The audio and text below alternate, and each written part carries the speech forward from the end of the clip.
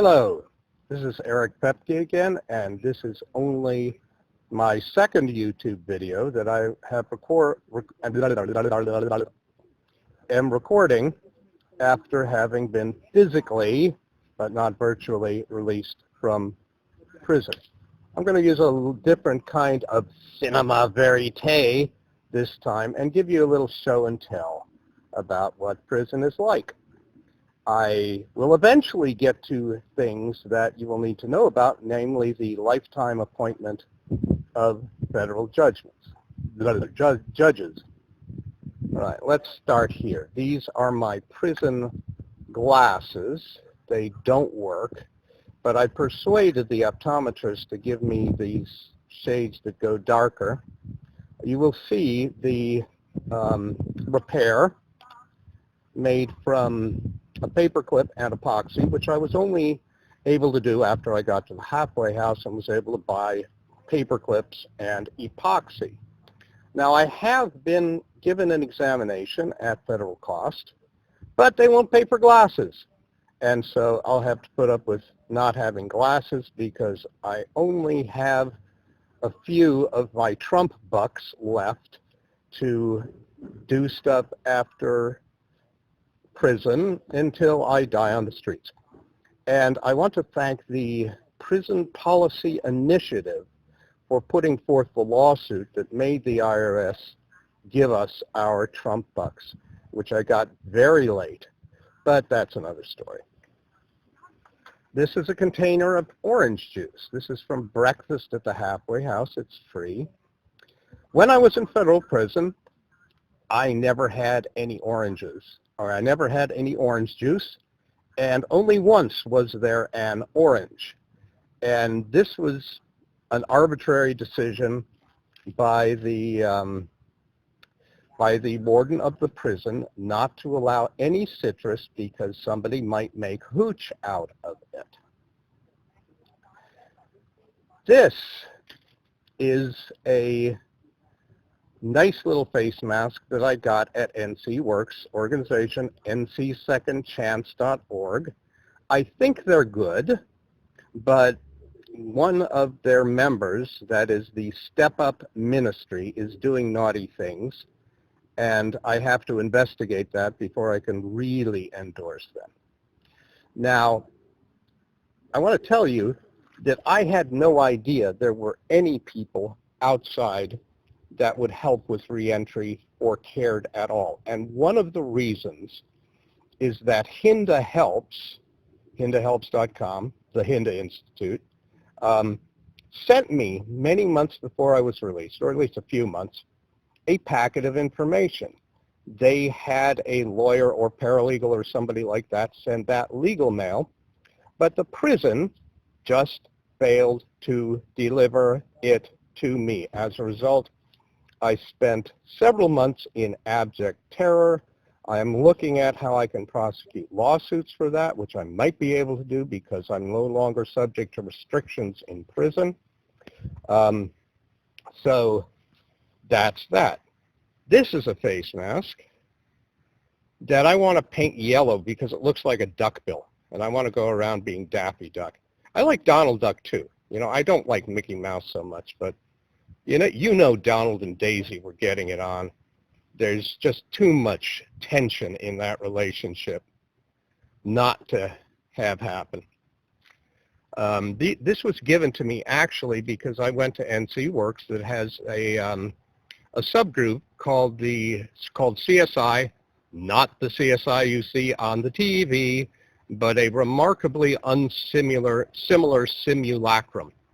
And I schmoozed with them a lot. It pays to schmooze. And just voluntarily, they gave me a bunch of masks and a bunch of clothes in a really nice stewardess bag with wheels. So, good people. These are my prison headphones. I have gotten 2 compliments on these. These are $10 headphones by Koss, and they're amazingly good, actually. They play the In This Moment songs pretty loud. And I love getting compliments on these headphones because then I can start a conversation about prison. I'm very, very open about it and whatever. This is my prison MP3 player. It cost a lot of money, $80. But you have to have an MP3 player because of the FM radio in it, which is the only way to listen to news on television, or of course NPR. It doesn't work anymore because it requires regular renewal for the in order to be usable and to be identified on the prison kiosks. Obviously, I don't have a prison kiosk or ask availability of one. Now, apparently, you can pay some people $5 to jailbreak it, so to speak, but I don't want to do that because I could use the $5 to survive a little bit longer. Now, on this are some songs which I bought primarily with my 14 cents per hour prison job, and they all have mythological meaning to me. One of the songs is a Frank Zappa song called Penis Dimension. And I got this just so that I could imagine making YouTube videos and pushing the penis button. So I could say, Little Willie Clinton before he stumbled on his, and push the button. Bill O'Reilly before he tripped over his own, and push the button. I haven't been able to do that because I don't have access to technology. Speaking of technology, I'll talk about this phone. This is the cheapest possible flip phone I could find at Walmart. I'm only allowed to have flip phones at the halfway house.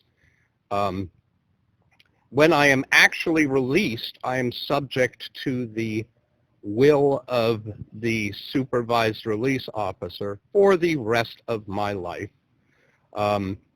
Before I get into that, here's a prison blanket, jail blanket. It is as uncomfortable as it sounds.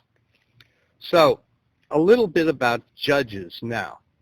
This is the only part of my legal research, not including the stuff about my ongoing habeas corpus motion under 28 U.S.C. 2241. More about this later. So, they could make it so that I can't use computers or the internet for the rest of my life. Now, the Supreme Court addressed this in a case called Packingham, blah, blah, blah.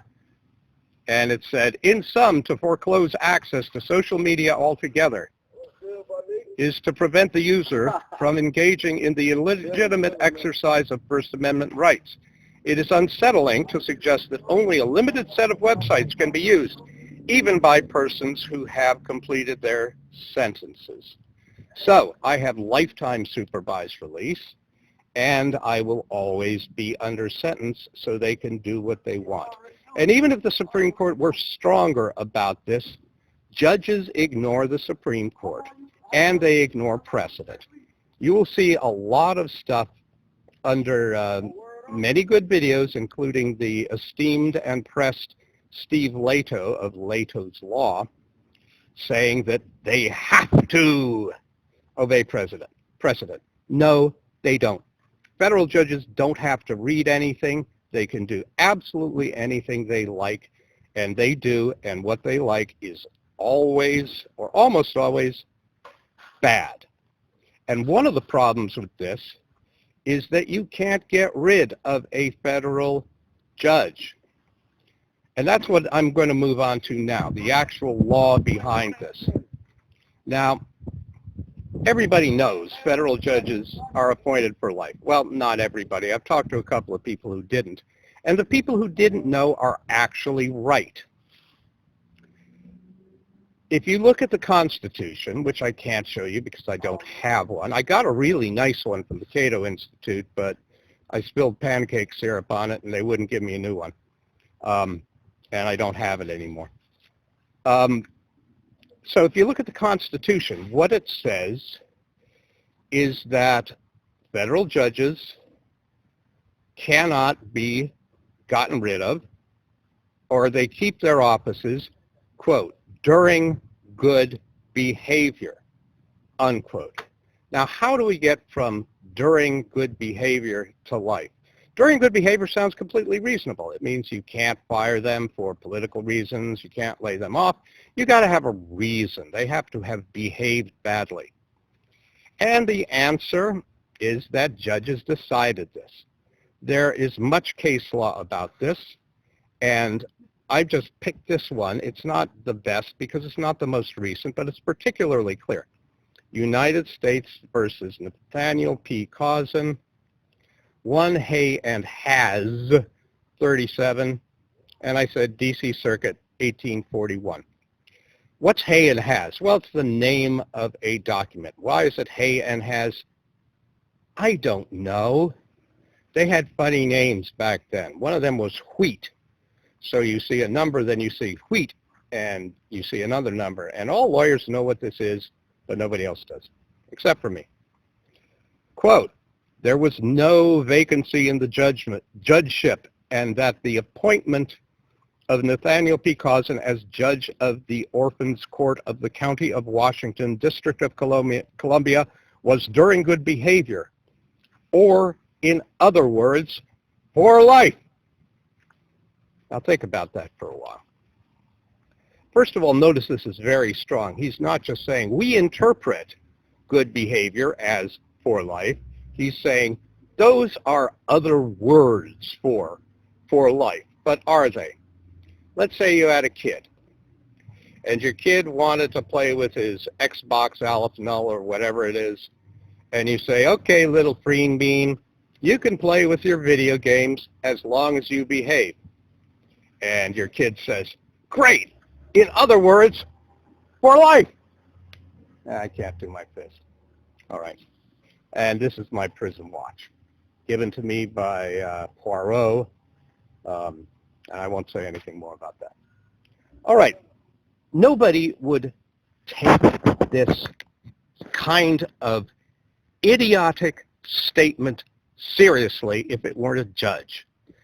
The sine qua non of a judge is that they can and do make completely idiotic statements completely arbitrarily. Now, if you disagree with this, it's your responsibility. Have you ever written any legislator about this? All they would have to do is pass simple legislation defining good behavior and stating a procedure for getting rid of a judge who doesn't have it.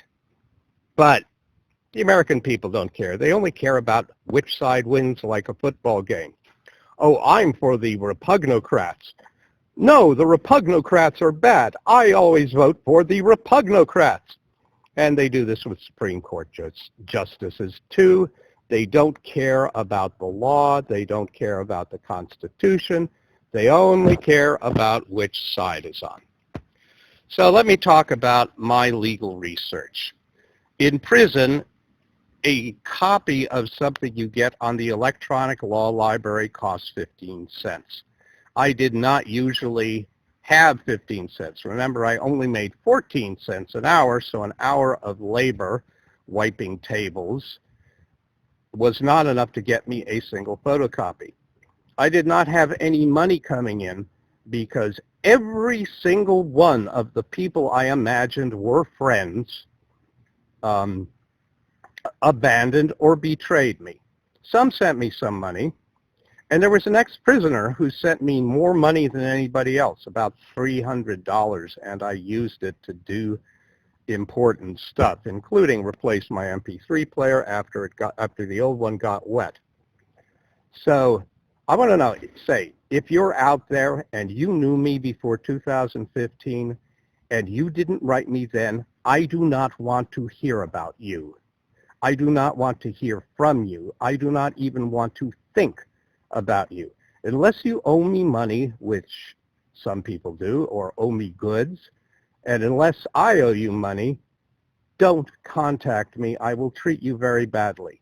You made a decision that my entire life was not worth the price of a single postage stamp, and I do not value you any higher than you value me. That felt good. Now, I almost wasn't able to carry this stuff out of prison.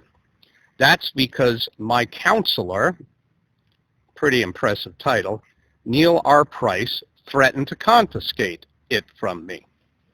And the reason was not authorized for inmate retention. If you will look at this closely, you will see this is Unicor. This is the Unicor prison industry. We had a print shop, or there was a print shop there. Now, under an Obama-era law, they printed comic books for sale on the open market. They printed, well, they actually just cut Estee Lauder advertising cards. I sent a letter about this to Oprah Winfrey, having saved up my stamps for certified mail. And, of course, she didn't respond to me. Hey, why should Oprah Winfrey care about slavery? It's totally ridiculous idea. So let's say something about Neil Price. Well, he filed a lawsuit. And here are the citations. I'm not going to bother reading them. The Lexis is not great. It's actually not the Fourth Circuit, it's a district court, but I was unclear about the distinctions then. And here's another one. This is against Loretta Lynch, who is probably not the Loretta Lynch you know, but an amazing simulacrum. And I shall read from this. Well, first of all, let's start like this. His claim was, as a heterosexual Caucasian, open parenthesis, white male, I am being discriminated against by the agency known as the United States Department of Justice. So he's one of those. Here's what the judge had to say. Occasionally judges do good things, but not very commonly. The 64-page complaint lacks coherence and contains sprawling assertions in want of linear connection, factually or legally. All right, that's the kind of people who work for prison. Now, there's another thing. A little Willie Clinton era law which says that before you can sue, you have to exhaust the grievance process. And that's almost impossible. First of all, the law requires you to try to solve it informally first. You have to follow, but the prison, many prisons do this, make a form for solving it informally. And they play various tricks so that you will be late on the first form, which is the second form, which has to be filed, I believe, 20 days after the incident. Now, everybody thinks that you file it 20 days after they refuse or ignore the BP-8, which is the bogus informal form. But no! You have to be on time. You've got to file that. If that fails, you've got to file a regional appeal, and if that fails, you have to file a national appeal, and you also have to fill out a form called SF-95, which everybody says is a tort claim, but isn't. But here's what the people who work for your prison, what their level of intelligence is. On June 17, 2014, Dorsey, EEO counselor, emailed Price the EEO forms needed to start the informal counseling process, blah, blah, blah. She instructed Price to review, sign, and send the completed forms back to her within 7 business days. Price never returned the forms, never followed through with informal counseling, and never filed an EEO complaint regarding these allegations. Price also never filed a Merit System Protection Board, MSB, appeal. Now, I frankly doubt that Price has any evidence that he's a heterosexual male, because I seriously doubt that he has been able to see his, and here I push the penis button, for decades. Now, I could go on, and I usually do, but I'm just going to stop here. This is enough. Take care, and try remembering your civic responsibilities every once in a while, like on voting day.